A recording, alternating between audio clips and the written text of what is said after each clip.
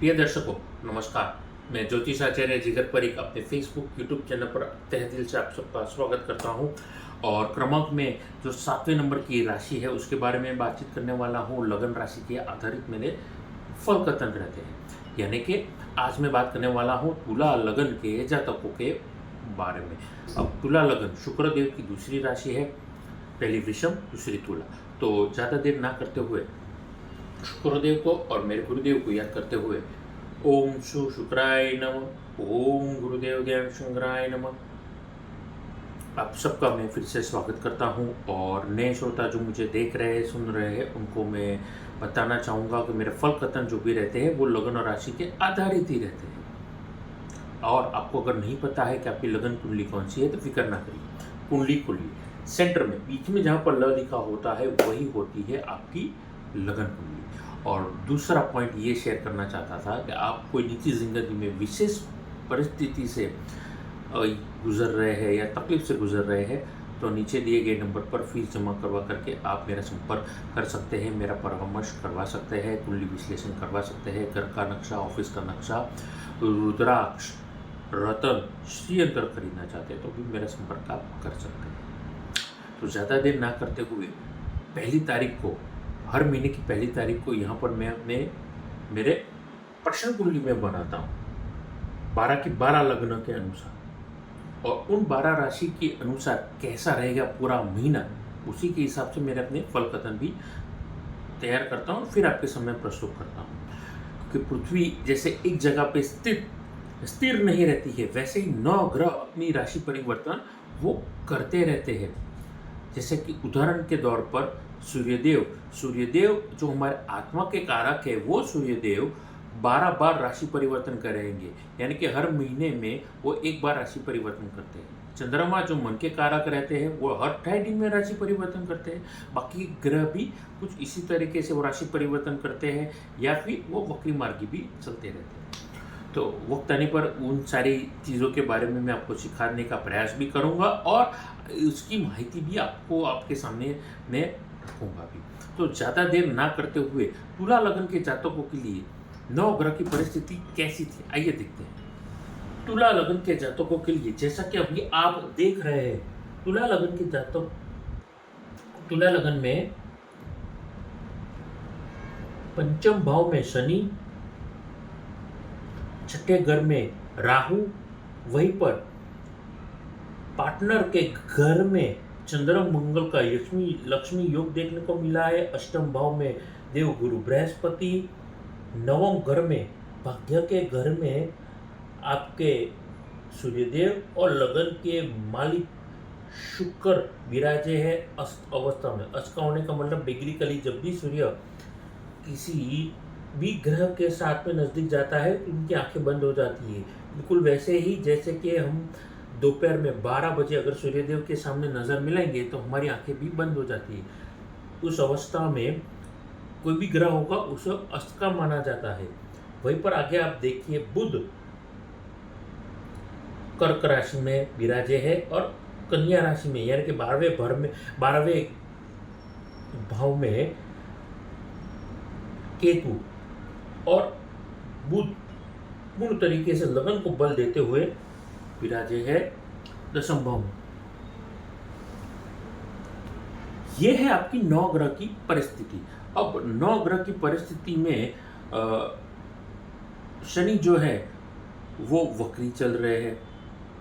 इसका बड़ा लंबा प्रभाव देखने को आपकी राशि में या आपकी लगन राशि में देखने को मिल सकता है। क्यों?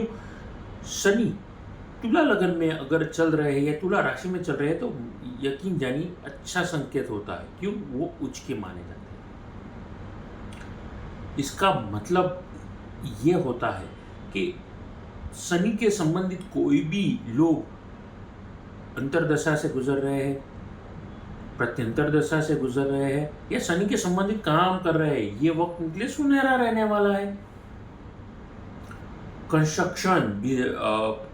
Construction, building material, mining, crude oil, natural oil, transportation, automobile industry, garage, automobile industry में व्हीकल के स्पेयर पार्ट, आपके रोड कंस्ट्रक्शन कर रहे हैं, कॉन्ट्रैक्टर है, अब गवर्नमेंट कॉन्ट्रैक्टर है, आपके लिए फ़ायदा होगा। मैन्युफैक्चरिंग का काम करते हैं, इंडस्ट्री लगा करके रखी है, फ़ायदा होगा।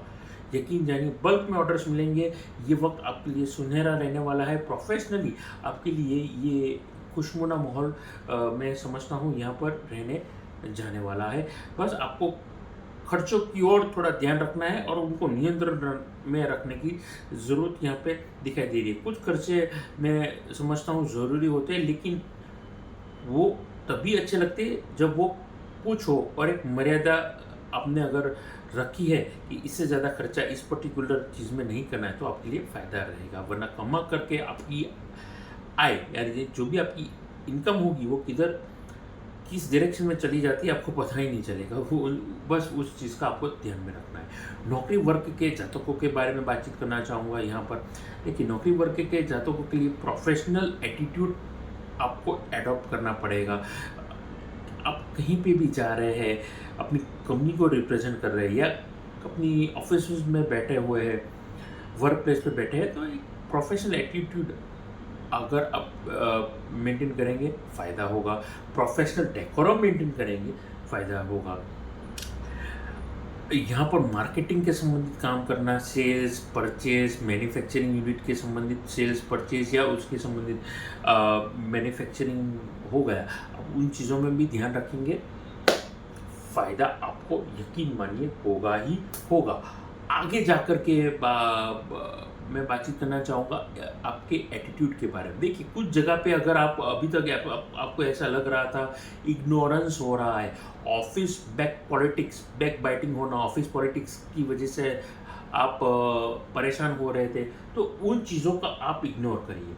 आपके लेथार्जिक एटीट्यूड की वजह से कहीं ना कहीं पिछले दिनों में आपने कोई गलती की है, क्या एचआर पॉलिसी ब्रीच किया है, या फिर आपने कोई अनएक्सपेक्टेड या इलीगली कोई रूल ब्रेक किया है। इन चीज़ों के अगर आपने किया है तो अब लीगली कहते हैं ना कि लीगल चीज़ों का आपको सामना फिर करना पड़ सकता है। तो जितने हो सके आप अवेयर होकर के सतर्क होकर के चलेंगे। मैं समझता हूँ आपके लिए ये वक्त जो रहेगा वो शानदार रहने वाला है। रही बात ऑफिस पॉलिटिक्स की या कोवर्कर्स की नेगेटिव एटीट्यूड की, इग्नोर करके चलेंगे, फ़ायदा होगा। आगे बातचीत करना चाहूँगा लव और पर्सनल लाइफ के बारे में। देखिए, you need to just stay confident अपने जीवन साथी पे और खुद पे भरोसा रख करके चलेंगे। शुभता रहने वाली है। शुभ कामों में, मांगलिक कामों में आपको इस महीने खर्चे बहुत आपको दिखाई दे रहे हैं। हो सकते हैं दोस्त की शादी, यारों में, रिश्तेदारों में, या अपने किसी प्रियजन की शादी दिखाई दे रही है। सिंगल व्यक्तियों के लिए भी ये शुभ कामों में खर्चा हो सकता है। अभी तक शादी नहीं हो रही थी तो शादी तरीके से होने का यहाँ पर संभावना दिख रहा है, और सगाई से लेकर के शादी होने की पूर्ण यहाँ पर संकेत, यहाँ पर नवग्रह की जो मैं समझता हूँ परिस्थिति दिखाई दे रही है। आगे बातचीत करना चाहूँगा वो यहीं पर निजी जिंदगी के बाद विद्यार्थी वर्ग के जातकों के बारे में। विद्यार्थी वर्ग के लिए कैसा है ये वक्त? देखिए, you need to keep on doing the hard work again and again. ये सूत्र आप अभी तक आप समझ ही चुके होंगे अगर आप विद्यार्थी है तो। ये वक्त जो बीत चुका है या बीतने वाला है वो विद्यार्थी की जिंदगी में वापस नहीं आता है। तो जो भी आपका सब्जेक्ट है उस पर अगर आप मास्टरी अचीव करना चाहते हैं तो कृपया करके आप उस पर फोकस रख करके चलेंगे, फायदा होगा। फॉरेन के संबंधित आप पढ़ाई करना चाहते हैं, आप बाहर आउटसाइड सिटी में जाकर के पढ़ाई करना चाहते हैं, आउटसाइड स्टेट में, या फिर और आगे बताओ फॉरेन के संबंधित है तो आउटसाइड कंट्री में जाकर के पढ़ना चाहते हैं। इन शॉर्ट, आप अपनी जन्मभूमि को छोड़ करके पढ़ाई करने के लिए आगे बढ़ना चाहते हैं, आपके लिए ये काम शुभ है, आपके लिए ये काम मांगलिक है, शुभ शुरुआत होगी। लेकिन एज अ स्टूडेंट आपको ये चीज़ का हमेशा याद रखना है कि अच्छे विद्यार्थी की तरह आपको इन किताबों में ध्यान रखना है। गोल सेट करके ज़िंदगी में चलेंगे, आपके लिए फ़ायदा रहने वाला है। उससे विपरीत जो लोग ऑलरेडी जॉब कर रहे हैं और विपरीत दिशा में मैं बताऊँ तो जॉब के साथ-साथ गवर्नमेंट एंट्रेंस एग्ज़ाम दे रहे हैं, किसी भी प्रकार की गवर्नमेंट के संबंधित अगर आप एंट्रेंस एग्ज़ाम देने की तैयारी कर रहे हैं, फिर वो एडमिन के संबंधित जॉब हो गया, बैंकिंग क्षेत्र में जॉब हो गया या डिफेंस में जॉब हो गया, आप उस क्षेत्र में मेहनत करना जानते हैं और मेहनत से पीछे नहीं हट रहे हैं, यकीन मानिए आपके लिए बहुत ही ये वक्त मैं समझता हूँ अच्छा रहने वाला है, यादगार रहने वाला है। बायोलॉजिकल स्टूडेंट के लिए, बॉटनी के स्टूडेंट के लिए या फिर दूसरे शब्दों में कहूँ जियोलॉजी की पढ़ाई कर रहे हैं, एमबीबीएस की पढ़ाई कर रहे हैं, उन स्टूडेंट के लिए ये वक्त अच्छा रहने वाला है। वहीं पर तुला लगन के जातकों के लिए स्वास्थ्य कैसा रहेगा? देखिए, कहीं ना कहीं चोट, दुर्घटना या स्किन इन्फेक्शन आपको तकलीफ दे सकती है। तो ये सारी चीज़ें अगर आपके एटीट्यूड में लेथर्जिक वाला बर्तन रहेगा, मैं समझता हूँ आपको तकलीफ दे सकता है। तो सतर्क रह करके चलेंगे, एक्टिव होकर के सारी चीज़ें करेंगे, फ़ायदे में ये आप रहने वाले हैं।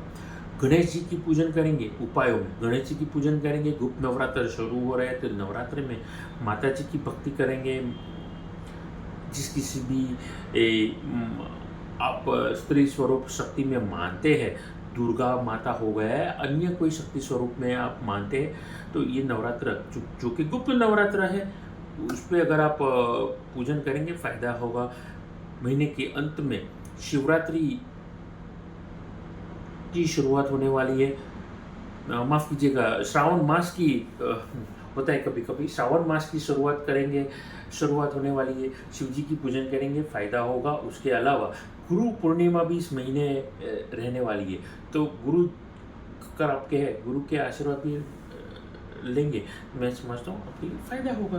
तो ये थी मेरी बातचीत और ये थी मेरे उपाय। बड़े सरल से है ये उपाय, बस खुद पे भरोसा करिए, जिंदगी में आगे बढ़िए और भगवान पे भरोसा करके वो उपाय करें। यकीन मानिए आपकी सारी दुविधा हट जाएगी, चीज़ें आपके लिए बहुत पॉजिटिव होगी और आपके लिए आसानी से प्रगति के रास्ते खुल जाएंगे। तो यहीं पर अपनी वाणी को आराम देते हुए नमस्कार।